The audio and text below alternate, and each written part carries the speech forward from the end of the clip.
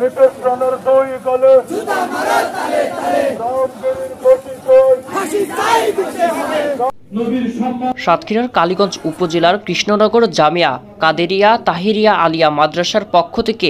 ভারতের বিতর্কিত ধর্মীয় নেতা রামগিরি মহারাজ কর্তৃক হজরত মোহাম্মদ সাল্লাল্লাহু আলাইহি সাল্লাম এর নামে কটূক্তি ও বিজেপি নেতা MLA নিতেশ রানার একাত্মতা প্রকাশ সহ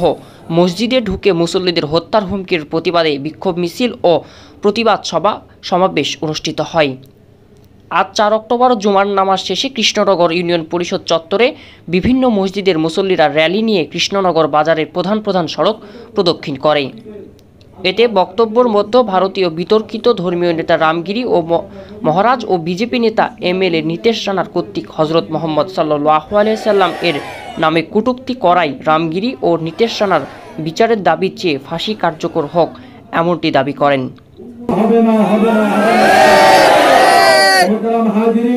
নবীর প্রেমের আজকে আপনাদের সামান্য একটা ছোট্ট মেসেজের সাথে সাথে আপনারা যে হাজারো জনতা এই রোডে নেমেছেন এজন্য